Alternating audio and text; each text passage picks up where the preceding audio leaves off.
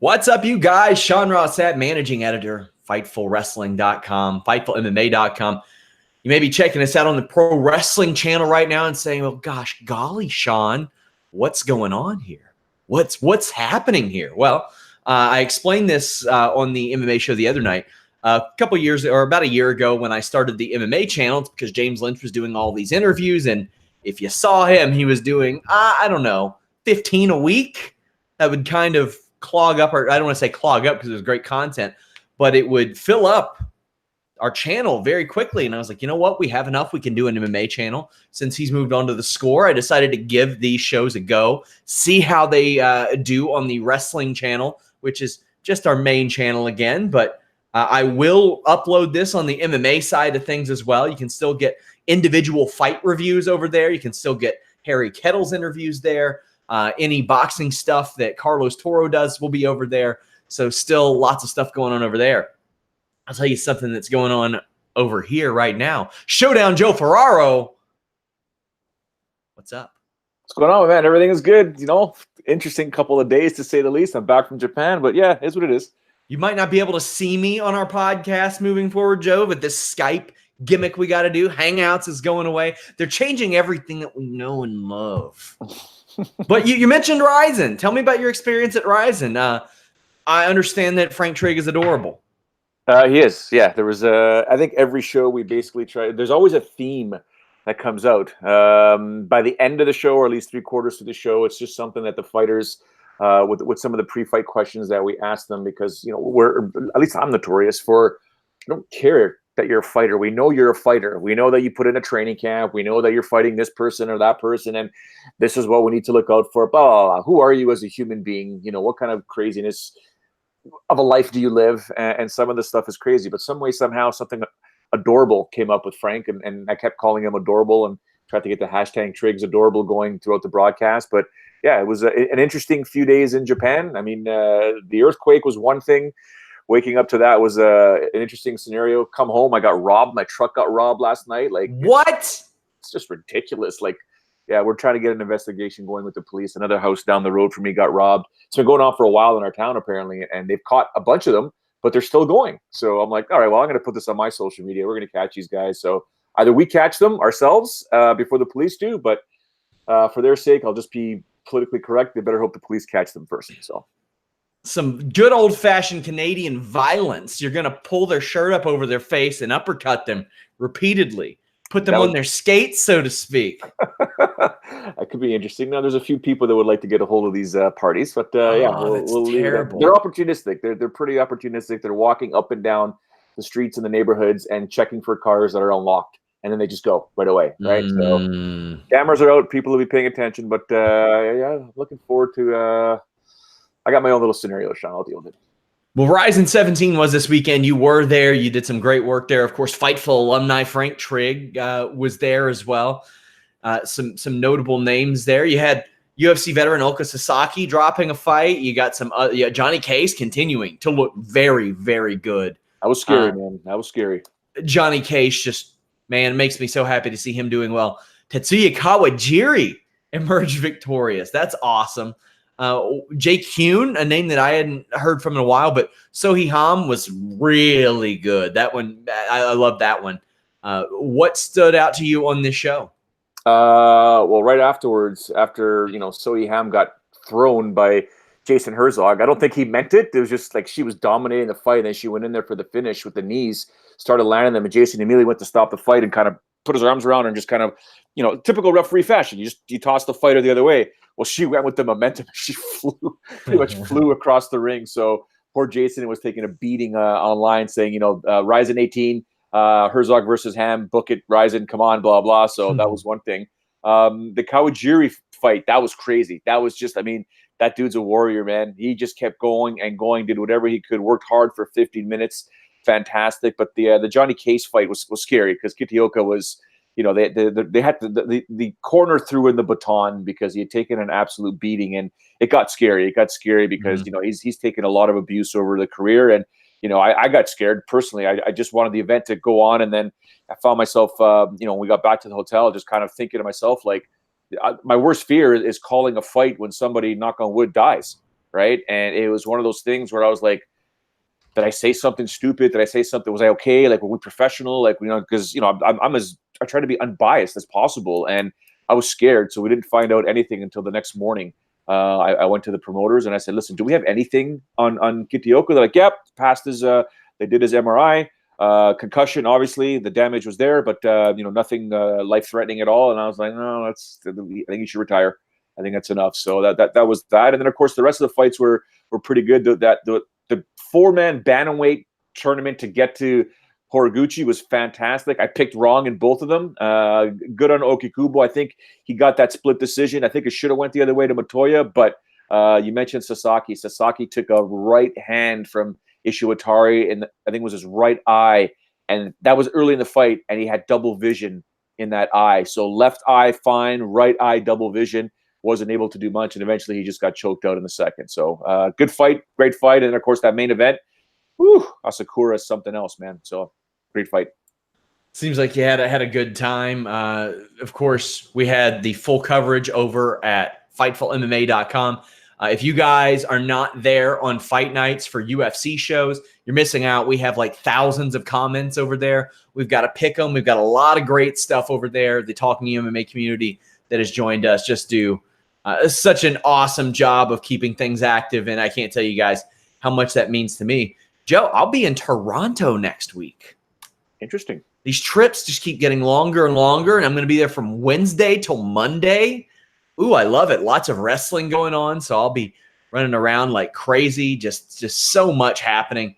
But we have a UFC card this weekend in UFC Newark. We had a UFC 240 show that happened this past weekend. I did a full post show on UFC 240. This isn't a card that I said that I'd be telling my grandkids that I'm never going to have about. There were a lot of prospects that I think are worth keeping an eye on. Gillian Robertson, that's one. 4-1 in the UFC. I think she popped up in the UFC at like 3-2. And now she's got the record for women's flyweight stoppages. I mean, that's an easy record for somebody to have. Somebody's got to have it at this stage, but she has it. And now whenever she fights, it's must watch to me. You have Erich Koch, who 7 years ago was a 22-year-old ready to fight Jose Aldo for the title. It never happened. Yep. He fought for his job Saturday and kept it. You have Davison Figueiredo, who just put himself in contention again by beating Pantoja, who was ready and primed for that. Now, Joseph Benavidez is getting that title shot, but Davison Figueiredo put his name in the conversation. Gavin Tucker, who faced his first bit of defeat about a year and a half ago and hasn't been seen since, came back and won. You had Hakeem Dawodu, who won via just had to track down Hori over and over and over again, and then finally did it, held him down, threw a nasty knee to the body and a head kick. I'm not going to pretend that these prelims were incredibly exciting, Joe, but there was some stuff that happened here that I think that we're going to look back in a couple of years and say, oh, they were on this card, and they were on this card. There were a lot of pretty good fighters on this show, especially when you think about what they'll become. Well, I mean, Dawodu's performance, I mean, that head kick was brutal. Like, that head kick finish was brutal. Like, it was almost like a cross between James Toney back in the day or Ray Mercer back in the day when they had their arms out, and he just, mixed in MMA or kickboxing into that sort of stance, and then whammo, drops Hori. That was really good. Good on Gavin Tucker. He had to work to get that submission, that's for sure. But that Figueiredo-Pantoja fight, come on, man. That was just stupidly awesome.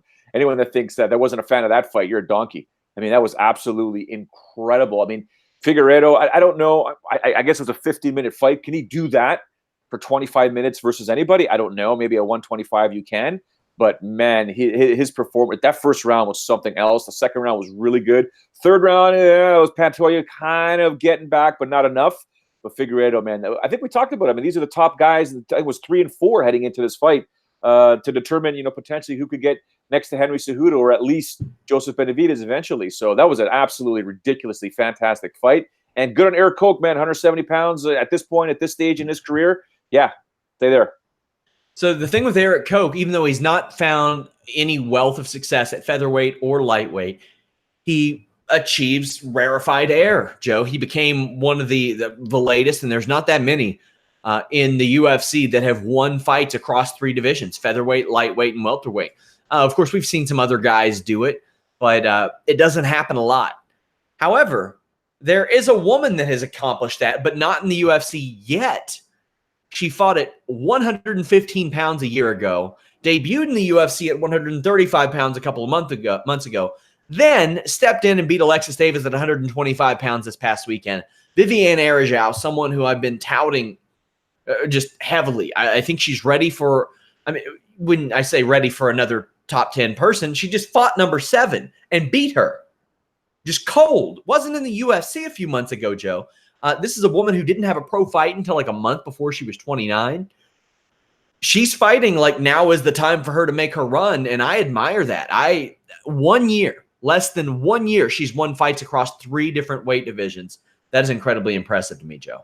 Absolutely. I should before I continue speaking of women's MMA, I'd be remiss if I didn't talk about Gillian Robertson's performance. I mean, she's, like you said, she is someone that we should be paying attention to. But at 125 pounds, when you look at the rankings, neither women that we just spoke about are in the rankings, right? So it's kind of weird. So it's just a matter of time before Gillian gets in those rankings. And of course, with Viviane doing what she did against Alexis Davis, a ranked fighter, top 10 ranked fighter, who, by the way, moved up a ranking even though she lost. I don't know how that works, but yeah. Anyways,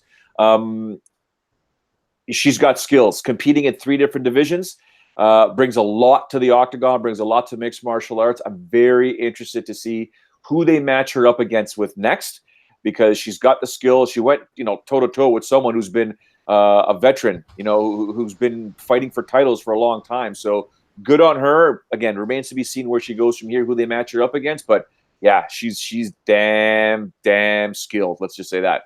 Yeah, like I mentioned, like in a few years, you'll be looking back at this card and be like, damn, all those people were on that card. I see that for Dawodu, even though he stuttered a little bit. I definitely see that for Araújo, although now, like I said, is the time for her to make that run, because she's 33. You got to do it. You got to do it now.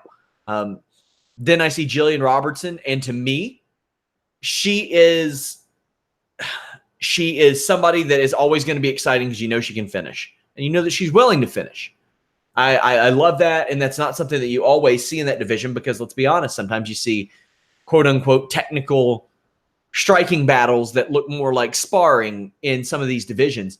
So I think that Gillian Robertson and Viviane Araújo look great, and I think that Robertson is 125. Wouldn't hate seeing those two fight each other, to be honest with you.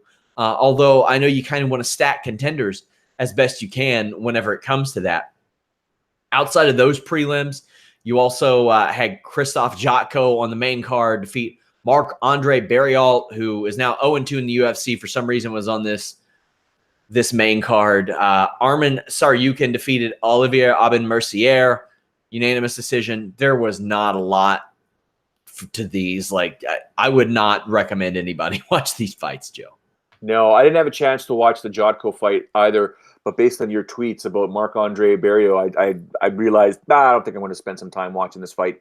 I read some of your comments, so I was just like, not going to waste my time. The Aubin-Mercier fight, we were able to watch. We actually got to Saitama Arena, just got to the arena, set up in one of the production rooms, and Trig put it up on his phone, so we were watching the UFC from there. So we did catch this fight here, and from what I saw, the right decision was made. I don't know. I guess Aubin-Mercier, I mean, it's not like the guy's in his 40s. He's only 30 years old, but maybe it was styles make fights. I don't know, but he didn't look like a guy that really wanted to do much at 155 pounds and trying to keep himself relevant. Heading into this fight, I thought he was going to win, no problem. Clearly, I was wrong, but it is what it is. Like I said, those two fights there, nothing. I mean, it's hindsight's 20/20. I mean, imagine putting Dawodu in the opening fight of the pay-per-view, right? Different story altogether, but Jotko should have won that fight hands down. How the split decision was the right call, but on paper, did you not think he was going to just dominate him? Yeah. Right? Yeah, so, I agree. Elsewhere on this show, boy, Jeff Neal looks like something to worry about. Yeah. He looked great. It does bother me when I see people get in Von Flue choke position and they don't do it. Like, I don't know if OSP has a patent on that move or what the deal is, but nobody does it. but Jeff Neal just throws down some heavy ground and pound. He's 4-0 in the UFC, 5-0 in Contender Series. I believe it's time for a top 15 opponent, Joe. I think it's you got to do it. He's ready. What are you waiting for at this point? Jeff Neal looked great, just obliterated Nico Price. Well, I'll ask you this, though. How would he do against Vicente Luque, Dos Santos, or Magny? I don't know. Well, Magny's got his own set of problems right now. I think all three of those are beatable, depending on the situation. I don't know, man. But I think I don't know. Those are good fights. I would put the odds, like, ain't nobody above a plus 160 in that fight for across any three of them for me. There's not a lot Neil Magny hasn't seen, but you wonder how much Neil Magny has right now with, gosh, he put a lot of cage miles on himself in a very short period of time. But yeah, that's the one fight I think I'd like to see with Jeff Neal. Yeah, I think that would be a good one. Once all that mess gets settled for Neil Magny. But Jeff Neal, man, he came in and he's willing to finish. And to me, the Bilal Muhammad fight was the one that made me say, okay, yeah, let's pay attention to him, because even though he didn't finish Bilal Muhammad, we both know, Joe, that's a hell of a win. Oh yeah, it's huge. I mean, if when you fight a workhorse like Bilal, you better bring your lunch pail, better be blue collar, and you either better be ready to go for 15 minutes or have some sort of Tenshin Nasukawa like finishing move that you can surprise Bilal with. But yeah, Jeff Neal is nice. He's moving up there nicely on our unranked radar, because it's only the top 15. Thankfully, it's only the top 15. But here's a guy that I'd like to see. Like I said, I know Magny's got stuff to deal with, but when you look at that top 15 right now, I only gave you number 13, 14, and 15. I mean, I think he would have his hands full with Luque and Dos Santos. But either way, I'd love to watch those fights.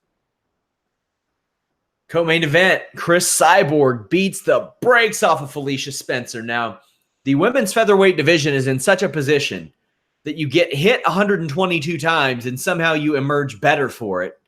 That says all you need to say about the state of this lack of division, that Felicia Spencer at no time threatened to win this fight, at no time had any real significant offense, got hit a bunch in the face, and everybody was like, man, she looked awesome. Well, comparatively speaking, the people who usually get hit in the face by Chris Cyborg, yes. Dana White seemed to imply that Cyborg didn't have a good performance. I disagree. Even though Chris Cyborg didn't finish this fight, I thought Chris Cyborg had an outstanding performance. She fought at range when she needed to. She fought in the clinch when she needed to. She staved off almost every attempt of Felicia Spencer. She peppered away. I love that towards the end of the fight, when Felicia Spencer wasn't willing to check kicks, Cyborg threw those in there and looked great too. Strictly speaking about in the cage, how did you feel about this? I will say it is impressive that Felicia Spencer didn't go down, because who's going to knock her out now is what you got to wonder. But your thoughts on that, Joe? It was a fight that I had sort of one eye on as it was live, and then one eye on my notes as I was getting ready for the Rizin broadcast. But then when I looked at the stat, I mean, I was kind of looking, and based on what I was hearing from other people that were watching, a lot of oohs and ahs. And every time it was an ooh and ah, I would look over, and it was more or less Felicia Spencer doing something or taking something from Cyborg and walking through it. Afterwards, when you look at the stats, I mean, 122 significant strikes for Cyborg, 38 for Felicia Spencer. I think no takedowns. She was 0 for 8. Felicia was in her takedowns. I'm still giving her kudos. You sat there and went toe-to-toe with Cyborg. You didn't get knocked out. That's somewhat impressive. I'm not sure I listen to Dana White. Dana White and Chris Cyborg right now, or Chris Cyborg's people, are going through negotiations. So anything to devalue a fighter, Dana's going to do that. If you really... It's just promotion or promoter 101 spin doctoring things, right? So who knows where I'm sure we're going to talk about it shortly, but good on Cyborg. She emerged victorious versus someone that's young in the division that could probably give her a hard time a year or two from now. But also good on Felicia. Just got to figure out a few more things with your game, and you could beat somebody like Cyborg. So I'm not really concerned for Felicia. Hopefully she's okay. I'm sure she is. But other than that, I'm okay with the performance that I saw from Felicia. But right now, she's not ready to beat Cyborg. I think within a year she will. Yeah, I'm not ready to write Felicia Spencer off. That was impressive that she was able to take those strikes, but I'm not like falling all over myself over it. Meanwhile, I think Cyborg looked great. Do I think that she's going to beat Amanda Nunes? No, I don't. You mentioned Dana White devaluing her. She seems like she wants to stay. She was hanging around with the Cyborg versus Nunes. shirt there. Now, I'm going to try to decipher the Cyborg Dana White talks. Cyborg says that she texted Dana White after that last fight. Well, I'm sure that she did want a rematch immediately after losing for the first time since she was a pro. However, from what I understand, that fight was offered again, and Cyborg was like, no, not for this deal or whatever it may be. I don't know what happened there. But it's clear that she wants that fight. Amanda Nunes wants that fight too. So why not? The only other person I'm really interested in seeing Chris Cyborg fight, there are two people, Julia Budd and Kayla Harrison. And the only reason I'm interested to see her fight Julia Budd is because Julia Budd is the Bellator featherweight champion. And I would love to see Chris Cyborg fight Kayla Harrison because we've spent a decade watching Chris Cyborg fighting people that she's way bigger than. I would love to see her fight somebody that is way bigger than her. I think that would be an interesting aspect. When you look at all this, Joe, who is the right fight for Cyborg? I think it's Nunes. And the fact that she came back and won a fight after losing, I like that too. I think we know the result of the Nunes fight. Yeah. If they fight again, right? It might be the right fight, but I don't think it's going to be it's not going to go Cyborg's way. I mean, Amanda Nunes is just a beast right now, right? I mean, I know I might be the only person on my own little soapbox here. I'd much rather see Amanda Nunes and Valentina Shevchenko a third time. That's the fight I want to see.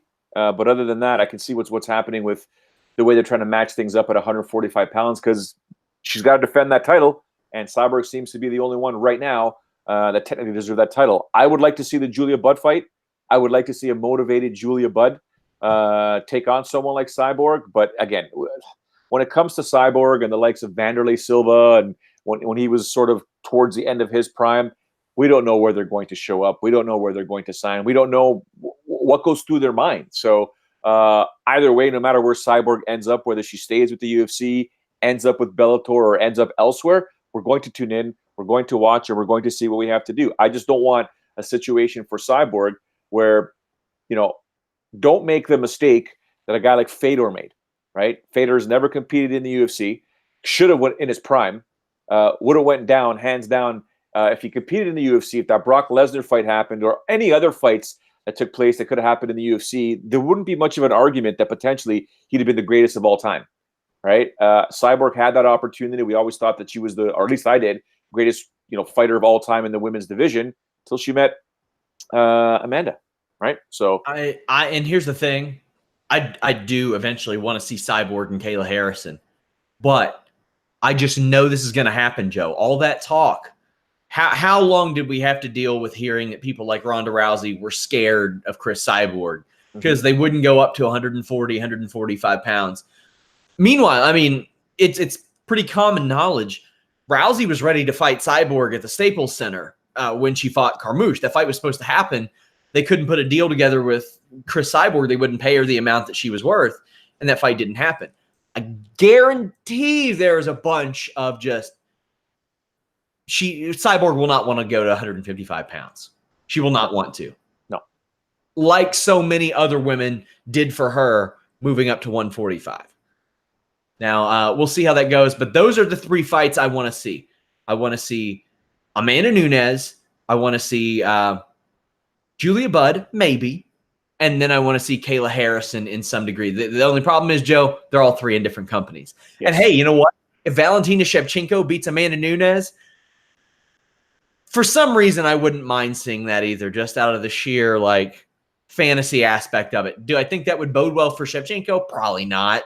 Probably not, considering the size discrepancy, but I kind of want to see it anyway. I want to see that a lot more than I would ever want to see Holloway versus Edgar again. This wasn't like a great fight or anything. It was two great fighters. And I do my match recommendations after this, and I give you should you watch this? Should you not? You should, because it's two of the best fighters there are.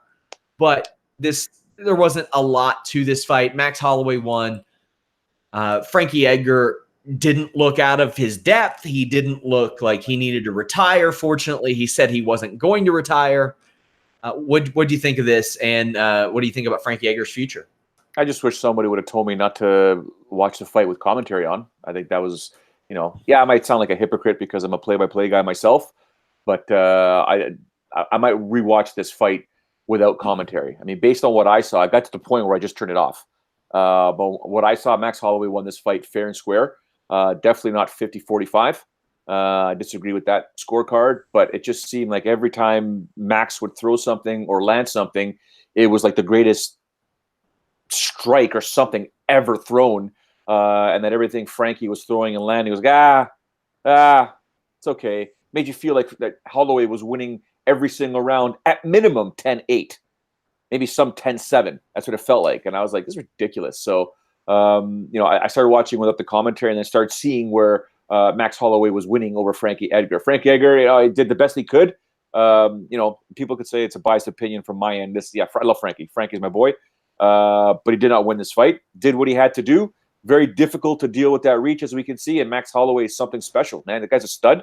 And did great. He emerged victorious. He said flat out in the post-fight interview that he wanted to go the full distance to prove the naysayers wrong, right? But yeah, good on Max.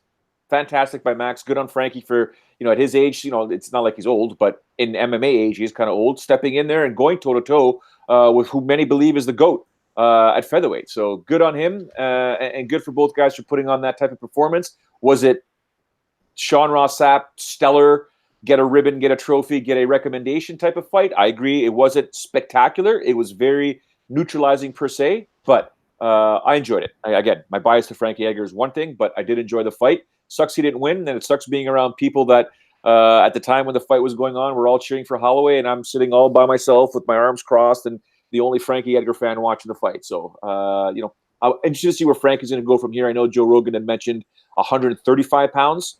I don't think Frankie's going to make 135. Probably could, but I don't think he should suffer to make 135 pounds and compete. Let's just see where he goes from here. I thought that was a very reckless suggestion by Joe Rogan. Like, I respect Joe Rogan, but come on now. We don't need to see that. We do not need to see that at that weight. Well, UFC 240, like I said, some things happened that set up the stage for the future. I'll tell you something that destroys the past and the future for a company. Battlefield FC, again, does not pay their talent. Guys like Will Brooks, Gleison Tebow, Jan Finney, Brian Caraway fought on Battlefield FC this past week. This happened in 2017. And my God, Sarah Kaufman and Jessica Rose Clark went through this a couple years ago. How can you even run a second event if you have these issues again for the first time? And how do so many fighters that supposedly have great management, and I believe in, I know who some of these managers are, and they're great managers. How do they fall for this shit? Fantastic question. I don't get it. I don't understand it.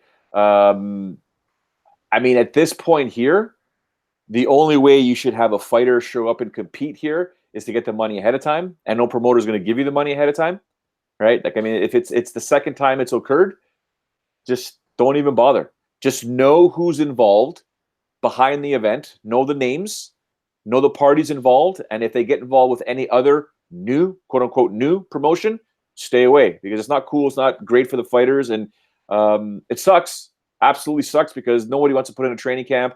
Especially like a guy like, for example, Gleison Tebow or whomever. Beat Will Brooks on this show. That's a hell of a win. Yeah, Brian Caraway. I mean, these are all guys trying to get back to the UFC potentially. And it's too hard for them now when they go out, they fight, they don't get paid, right? I mean, referees are pulled off 2 days out, I heard. Like, it's insane. It's frustrating. And honestly, it's angry a little bit. It's, as a wrestling analyst, former manager would call it, it's outlaw mud show bullshit is what it is.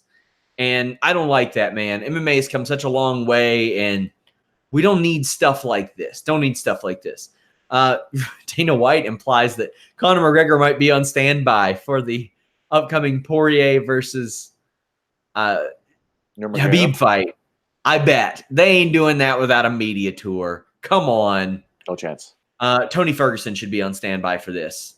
Correct. That's how I feel. What do you think, Joe? Yeah, you're bang on. I mean, I don't get this whole Conor McGregor thing at all. Like, I mean, at some point, people have to step off the Conor McGregor bandwagon and say, okay, dude, you got to fight. You got to do something. You got to, you've done so much for MMA in the past. but there's still things that you need to do, like promote a fight if you're going to step in there. Or I think Tony Ferguson, being who he is, I do believe he should be on standby, right? That's just, I mean, this whole Conor McGregor talk is kind of silly, because Conor McGregor, under the right circumstances, can say, yep, I'll fight this person on this date here. Let the fun begin. And let's enjoy Conor McGregor, promoting a fight like we always do. And let's get a media tour going. He's back, blah, blah, blah. That's the stuff that we want to see from Conor McGregor. Not, oh, by the way, he's fighting now because such and such got injured, right? So Joseph Boza says, stupid rumors suggest that Conor versus Jose Aldo could happen to UFC 244. I would love that fight. I think that's a phenomenal fight. I think that is a standalone main event, no title needed, no championship needed, 155 pounds. I love that fight. Why not? Yeah. I mean, it's. I think anybody now that Conor McGregor is facing, we're not going to think he's that much of a favorite, especially in the upper echelon of each division. Again, we can go back and say Conor McGregor put on that masterful performance, quick performance against Jose Aldo Jr., landing that beautiful left hand and silencing all the critics real quick. But Jose Aldo's still a bad man. Like, let's be honest for a second. I would love to see that rematch. So we're going to play a segment right here, and might get us outlawed. Who knows?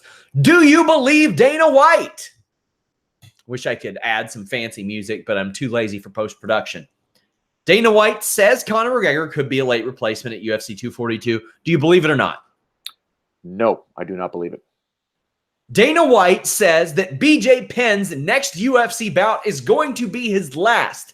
Disco Inferno and he's a WCW veteran. When I complained about this, said, well, he fights for a living. He's not fighting for free. And I said, yeah, he is, with women and bouncers fairly often. Do you believe that this will be BJ Penn's last UFC fight? Yes, I do believe it will be his last fight. What if he wins? It's his last fight in the UFC. He should not be competing again. Dana White says Colby Covington will get a win or a title fight with a win at UFC Newark. Do you believe Dana White? No, I do not believe Dana White in this circumstance. Although I believe it's going to happen. This is a situation where it's somebody promoting a fight. Tune in and watch. So a pretty short segment we have there, but a segment nonetheless. I'll tell you, we should do more segments. I know. I like it. I can chop them up pretty easily. It works. I wish that this past UFC pay-per-view card happened in Vegas so we could play What They Make. That was a fun one where you guess the salaries of all these people. But let me tell you something I'm very impressed with, Joe. Mackenzie Dern had a child last month. She is already scheduled back in action against Amanda Ribas, who is not exactly somebody that looks to be run over. She's 7-1 in her career. But Mackenzie Dern back in action in October. I would be shocked if she made weight, but that's like barring the pregnancy. If that never happened, whatever. Yeah. What do you think about this one? Warrior. I mean, crazy, if you ask me. I mean, giving birth and then already having a fight scheduled, man, there's a lot of stuff that, a woman's body goes through after having a baby. So a lot tougher than me, I'll tell you that. I admire that, man. She wants to get right back in the cage. And like I said, I mean, good God, man. She fought last May, and that was the last time since before the pregnancy. I'll give you a segment if you want. Come here. Okay. You want to come on? Do you want to say hi to Sean and everybody watching? No. All right. So he's done his Fortnite. You know somebody won $3 million playing Fortnite? God, I saw that. And like fifth place got like 900,000. Well, how much? Fifth place got like 900,000. There was a Fortnite tournament. You better lock him in his room, Joe. He's gone. He's going to play Fortnite. Hey, $3 million. I want to cut. And that's USD, Joe. That's like $1 billion Canadian. That is $1 billion Canadian. All right, so we'll talk about it after. Okay, that's a lot of money. It's at least 5 million Canadian, that's for sure. So yeah, it's a ton. I mean, I know that when I was there last year, the conversion rate was 20%, so I learned that pretty well. But there is a UFC show this weekend. It's UFC Fight Night Newark. Joe, this is unusual and welcoming. I don't know what's going on in Newark. I don't know what's going on ESPN. But we have a main card prelim start time of noon Eastern. and a main card start time of 3 p.m. Eastern. I'm going to throw a goddamn pizza party, Joe. I think it's a great idea. You're right. Yeah, I love it. I'm so excited. There's a lot of people that you guys have probably never heard of on these prelims, but we're going to hit you with these betting odds regardless. Hannah Goldie, a -165. Miranda Granger, a +145. Claudio Silva, a massive favorite, Huge. -410. Cole Williams, a +330. You have Matt Schnell, a -115. Jordan Espinoza, a -105. That is a virtual pick'em. You have Lauren Murphy, a +145, a traveled veteran, taking on Maria. What's her name? Mara Romero Borella. Okay, cool. I can roll it, Borella, but that's fine. That's what I wanted. She's a -165. You have the sister of Valentina Shevchenko, Antonina Shevchenko, a -145. Lucy Pudilova, a +125. You have Dong Hyun Ma, a +290 underdog. Scott Holtzman, a -350 favorite. Gerald Mearshart, a +145. Trevin Giles, a -165. And that's just like, I can't just keep grouping all the people that most people don't know about together because there's too many. This is not a big card. This is really a 2-3 fight card, Joe. When you look at these prelims, Mickey Gall, +105. Salim Tahori, a -125. What stands out to you? Because to me, there's not a lot. Could it be a great card? Yes, but nothing stands out to me. Yeah, I just I'm paying close attention to that Shevchenko fight because Pudilova can pull this off. You got some value right there. Mickey Gall is getting no love from anybody right now. Those odds are kind of close considering, I mean, Mickey Gall does have a name, but I won't repeat what Diego Sanchez said about him. But other than that, that's interesting to note. The Borella Murphy fight's probably something we should be all paying attention to. But other than that, like you said, there's only so much in this card that you can really be like, huh? Who? Where? What? Yeah, it's a bummer, man. Like, Mickey Gall's a guy that they want to keep, at least have somebody that people will be familiar with on these prelims. You have the name value of Antonina Shevchenko just because of who she's related to. That's nice. You have some emerging prospects in Goldie and Granger. Goldie looks like $1 million. You take one look at Hannah Goldie, Joe, and you realize, oh, okay, of course, if she's good at MMA, UFC is going to want to push her because she looks like she could be a star. She looks like she could have crossover quality. I mean, she's just jacked to the gills, and she can fight. And that's the first thing you got to wonder. Can she fight? Yes, she can. I'm interested to see what she does. I mean, I'm telling you, she is a specimen. She looks like an action figure. It's unbelievable. But other than that, like, there are no fights that I'm like, oh, God, I got to see that fight. Lauren Murphy, I'm always interested to see her fight because she's the type of person that I feel could just go on a run. Like maybe some of that experience kicks in and she ends up going on that run. But Borella is like 2-1 in the UFC. This will be the first time she's had 2 UFC fights in a year.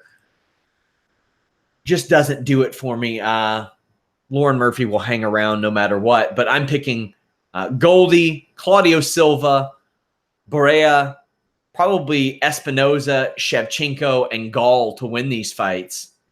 But then there's that main card. Trevin Giles looks interesting. Looks like somebody the UFC would like as well. I'm picking him.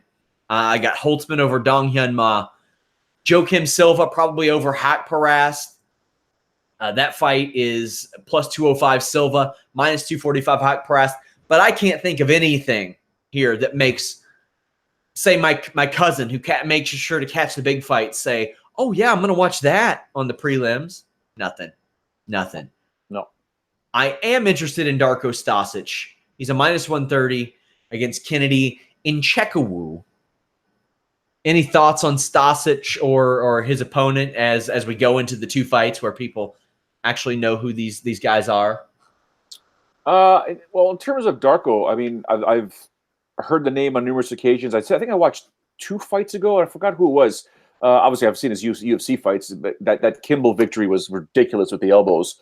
Then he fights Devin Clark, and he goes to the decision. I mean, I think it was the Emil Zayar fight, which was a leg kick fight. I remember that fight. way back when. That was a solid scrap there. But kid's a beast. He's tough as nails. 27, man.